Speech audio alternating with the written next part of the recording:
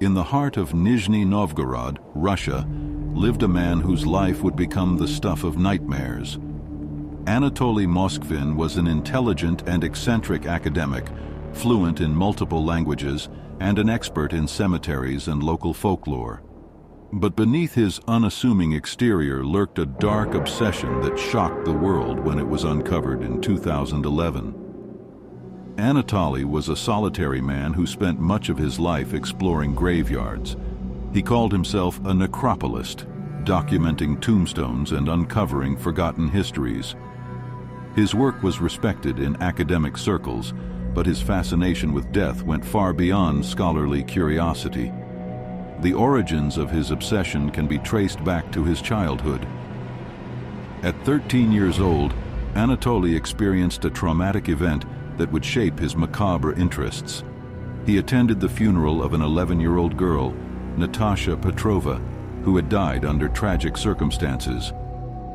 During the ceremony, the girl's grieving parents forced Anatoly to kiss her corpse as part of a bizarre ritual.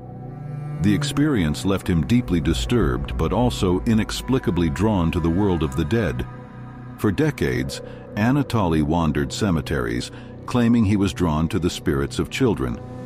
He would often spend nights sleeping on graves, believing it allowed him to communicate with the deceased. Locals saw him as peculiar but harmless, dismissing his nocturnal activities as eccentricities. That perception shattered in November 2011 when police made a chilling discovery in Anatoly's apartment. The authorities had been investigating a series of grave desecrations in the region and traced the acts back to him. What they found behind his door was beyond anything they could have imagined. Anatoly's small apartment was crammed with life-sized dolls, 29 of them to be exact. At first glance, they appeared to be ordinary mannequins dressed in colorful clothing, wigs, and makeup. But as the officers examined them more closely, they realized the horrifying truth. These dolls were the mummified remains of young girls, exhumed from their graves. Anatoly had spent years perfecting his technique. After digging up the bodies, he would dry them out using a mixture of baking soda and salt, carefully preserving their fragile forms. He would then stuff their bodies with rags and cover their faces with wax masks to give them a doll-like appearance. Some of the dolls even had music boxes embedded in their torsos, allowing them to sing when touched. Each doll was meticulously dressed, and Anatoly often celebrated the birthdays of his children, throwing small parties in their honor. He kept detailed records of their names, ages, and the dates of their deaths. In his twisted mind, he believed he was rescuing the girls from their lonely graves, giving them a second chance at life. When questioned by the police, Anatoly showed no remorse. He explained that he had been driven by a deep desire to adopt the children. He claimed that he spoke to their spirits and that they had begged him to take them home.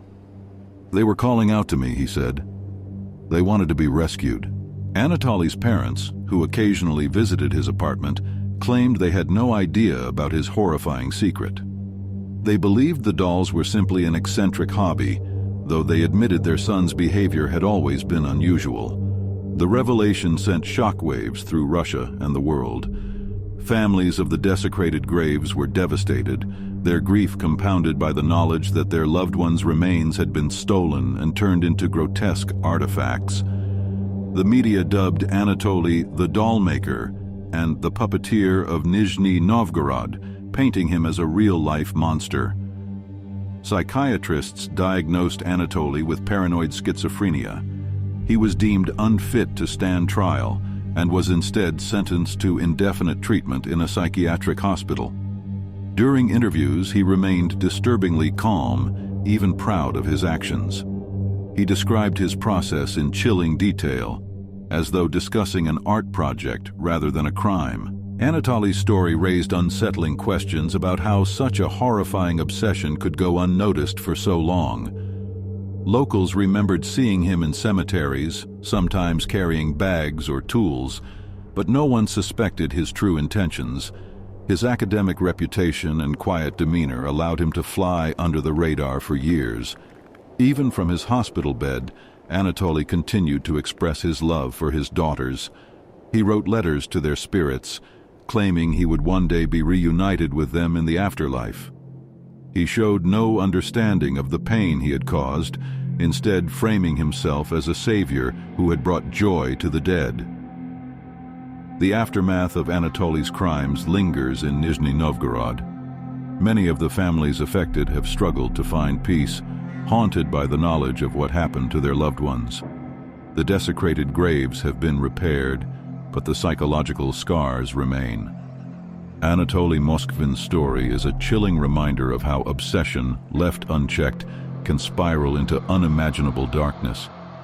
For the people of Nizhny Novgorod, the memory of the Dollmaker remains a living nightmare, a real-life horror story that refuses to fade away.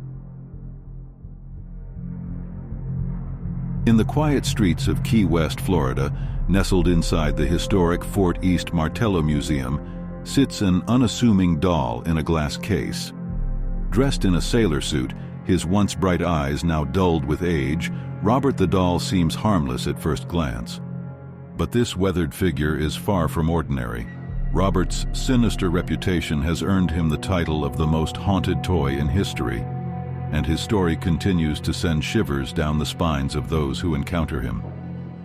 The story begins in the early 1900s, when Robert was gifted to a young boy named Robert Eugene Otto, known as Gene. The doll, reportedly made by the Steiff Company in Germany, was a gift from a family servant. However, legend suggests the servant was well versed in dark arts and cursed the doll before presenting it to the Otto family. Gene, instantly enamored with the doll, named it after himself and brought it everywhere. He treated Robert as more than a toy. The doll became his confidant and closest companion.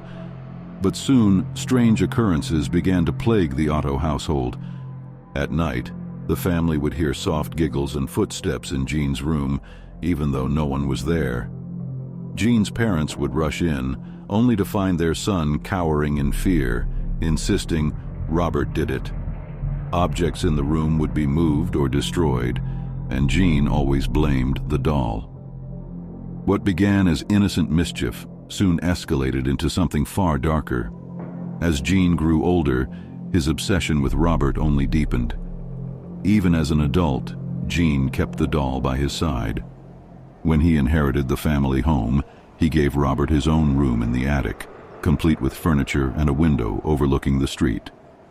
Visitors to the house reported hearing strange sounds coming from the attic, giggles, whispers, and the occasional scurrying of small feet.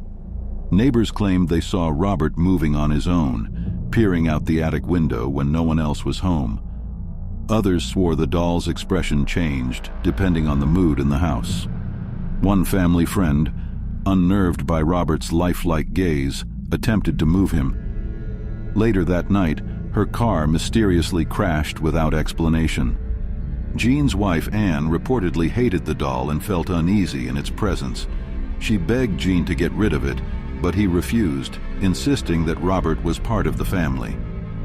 Over time, Anne's health deteriorated, and rumors swirled that the doll was draining her energy or tormenting her. Gene passed away in 1974, and the house, along with Robert, was sold to a new family. The new owners quickly discovered that Robert was no ordinary toy. The doll's eerie giggles continued, and objects in the house moved inexplicably. The family's young daughter claimed Robert attacked her in the night, leaving scratches on her arms. She was so terrified of the doll that she refused to sleep in the house again. Desperate to escape the doll's curse, the family donated Robert to the Fort East Martello Museum in 1994. But even behind glass, Robert's sinister presence persisted. Museum staff noticed that Robert seemed to move on his own, shifting positions when no one was watching. Visitors who mocked or disrespected the doll reported experiencing misfortunes, car accidents, illnesses, and financial ruin. Letters began pouring in from people begging Robert for forgiveness, hoping to lift the curse they believed he had placed on them. Today, Robert remains one of the museum's most popular attractions. His case is surrounded by letters, gifts, and offerings from those seeking his favor. Visitors are warned to ask for Robert's permission before taking his photograph. Those who fail to do so often experience unexplained phenomena, failing cameras, sudden chills, or strings of bad luck that follow them long after they leave. One story tells of a skeptical man who ignored the warnings and snapped a picture without asking. On his way home, his car broke down, his phone died, and he narrowly avoided a collision with an oncoming truck. Shaken, he returned to the museum days later to leave an apology letter for Robert. Museum staff have also reported electrical disturbances near Robert's case. Lights flicker, and devices malfunction when they're too close to him. Some claim they've seen his facial expression shift into a sneer or felt his unblinking gaze follow them as they move. Skeptics dismiss Robert's legend as folklore, attributing the strange occurrences to coincidences, group psychology, or the power of suggestion.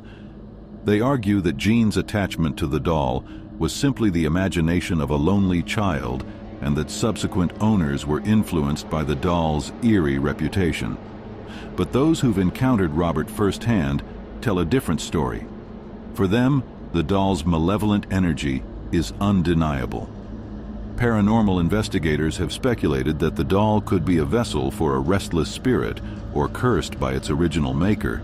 Whatever the truth may be, Robert's legend continues to grow, captivating skeptics and believers alike. If you ever find yourself in Key West, you can visit Robert the Doll. But be warned, his presence is not to be taken lightly. Approach him with respect, and whatever you do, ask for his permission before snapping a picture. Otherwise, you may find yourself at the mercy of the most haunted toy in history, a relic of dark history that refuses to rest. And as you walk away, don't be surprised if you feel his unblinking eyes following you, a reminder that some objects hold secrets we may never fully understand.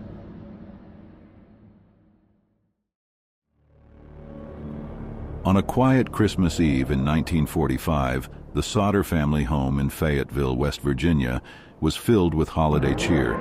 George and Jenny Sodder, along with 9 of their 10 children, were celebrating the season. The evening passed peacefully, and the younger children were excited to wake up to presents under the tree. But before dawn, their house was reduced to ash, and a mystery that would haunt the family forever began. Shortly after midnight, Jenny Sodder woke up to the smell of smoke. She and George scrambled to rouse their children and escape. 5 of their children, Sylvia, the youngest at 2, and 4 others, made it out alive. But the 5 oldest, Maurice, Martha, Louis, Jenny, and Betty, were never seen again. George tried to re-enter the burning house to rescue them, but the flames were too intense. Frantically, he attempted to use a ladder to reach the second-floor bedrooms, but the ladder was inexplicably missing from its usual spot. Desperate, he tried to drive one of his trucks closer to the house to climb on top, but neither vehicle would start, despite being in working condition earlier that day. Helpless, the Sodders could only watch as their home was consumed by the fire. When the flames finally died down, investigators combed through the ashes. Surprisingly, no human remains were found. The fire was ruled accidental, caused by faulty wiring, but George and Jenny were skeptical. They had recently had the house's wiring inspected and declared safe. Even stranger, the Sodders began to notice odd details leading up to the fire. Just weeks earlier, a life insurance salesman had visited George and, after being turned away, threatened him, saying, "Your house will go up in smoke, and your children will be destroyed."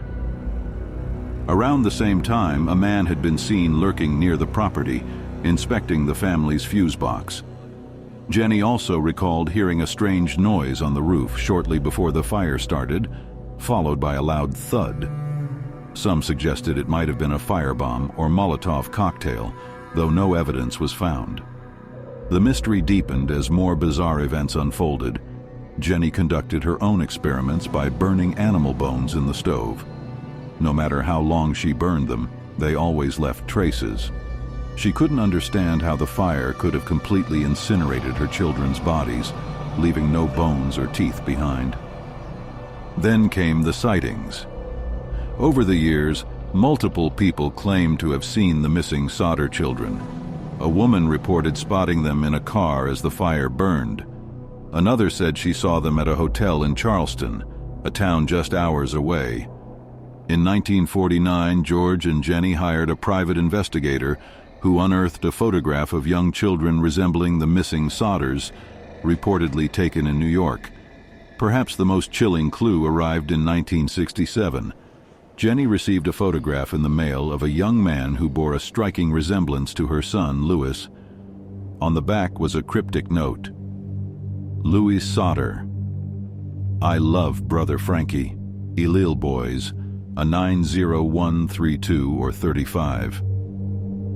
Theories about the case are as varied as they are unsettling. Some believe the children were kidnapped and the fire set as a diversion. The Sodders were Italian immigrants and vocal critics of Mussolini, leading some to speculate that they had been targeted by the mafia or political adversaries.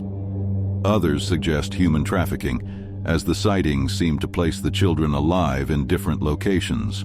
Skeptics argue that the children likely perished in the fire and that the remains were either overlooked or destroyed due to the intensity of the blaze. But this explanation does little to account for the oddities surrounding the case: the threats, the missing ladder, the faulty trucks, and the mysterious photograph. George and Jenny Sodder never gave up hope of finding their children. They erected a billboard along Route 16, displaying their photographs and offering a reward for information. The billboard stayed up for decades, a testament to their enduring grief and determination. Jenny wore black for the rest of her life, mourning her missing children. When she passed away in 1989, the mystery remained unsolved. To this day, no one knows what happened to Maurice, Martha, Louis, Jenny, and Betty. The case of the Sodder children remains one of the most haunting and perplexing disappearances in American history. Their story is a chilling reminder of how quickly a quiet holiday night can turn into an unending nightmare, and how some questions, no matter how desperately pursued, may never find answers.